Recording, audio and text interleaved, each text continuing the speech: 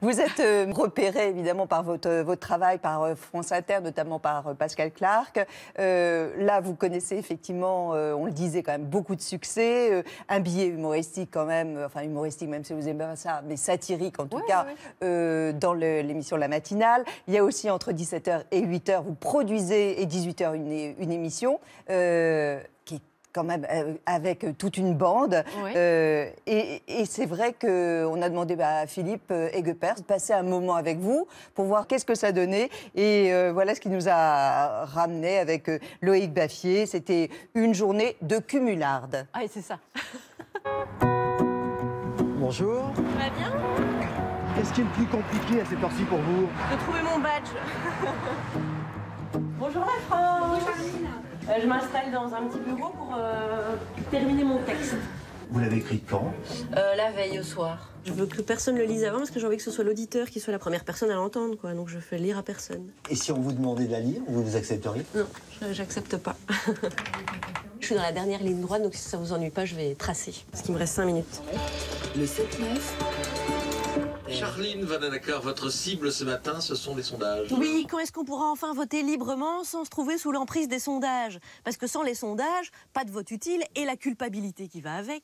Et un peu de poésie tout de même, sans les sondages, Jean Lassalle serait persuadé d'être au second tour. On apporte une manière de penser qu'on n'aurait pas forcément spontanément, quelque chose d'un peu absurde, parfois de décalé. Le sondeur, c'est le témoin de Jéhovah 2.0. Il cale le pied dans la porte, vous lui mordez les doigts. Charline est journaliste et humoriste. C'est un mélange des genres très dangereux et il faut des gens très fins pour pouvoir mélanger ces genres et elle l'est. Charline Vanhoenacker, merci beaucoup. Il est 8h. Et là maintenant vous faites quoi? Je vais à mon autre bureau pour préparer mon émission de 17h. Et j'essaie de vous Moi, on m'offre 2 créneaux horaires fantastiques sur la radio et j'ai souffert de ne pas avoir eu assez de boulot avant. Donc j'en profite. Vraiment, dans ce boulot, ma seule angoisse, c'est la panne d'inspiration. Je vous cache pas que ça peut arriver des fois, comme je suis obligée de dire des conneries 2 fois par jour. Il y a des jours où on est moins inspiré que d'autres. Bonjour les camarades. Bien, je dis, voilà, ça va?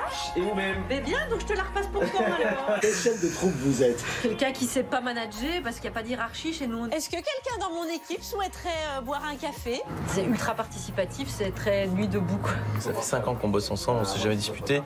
Donc... Alex, y'a plus de capsules, merde! Oh, putain, je t'avais dit d'aller en racheter! Il y a Johnny Hallyday qui sort une super édition de luxe de ses CD, on l'invite? On va juste déjeuner, boire un coup de pif, se marrer. C'est quoi le moteur de Charline? Oui. Oh. C'est quelqu'un qui aime profondément la vie. J'ai cru qu'elle allait dire la vérité. J'ai cru que t'allais dire on s'est couché avec la direction. Coupé. Il est 16h30, vous en êtes où là, une demi-heure avant le direct? On a bientôt fini là. À la cool, hein. De toute façon, si on n'a pas fini, on va à l'antenne quand même. Hein. Moi, je suis prête. Alex Vizorek, pas encore. Moi, je peux vous faire un tour de magie si vous voulez pour détourner l'attention. Regardez, hop, François Fillon, l'argent, hop, et il n'y a plus l'argent. Excellent. Si tu écoutes, j'annule tout. Bonjour la France Inter, bonjour à tous. Vous écoutez l'émission qui arrose les fleurs de l'actualité. C'est vraiment mon kiff. On a travaillé toute la journée et maintenant, on va enfin s'amuser. On a vécu une campagne de qualité où tous les sujets ont été abordés vraiment.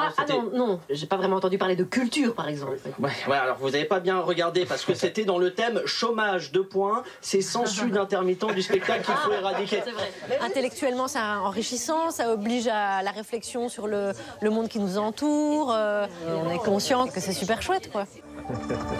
Merci les amis. Moi, je suis déjà dans le coup d'après, là. Je profite d'être dans cette dynamique pour aller enchaîner tout de suite l'écriture pour demain matin. Merci.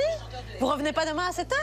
Oh, les petits joueurs. Oh, là, Catherine, regardez-moi ça, quelle bande de feignants.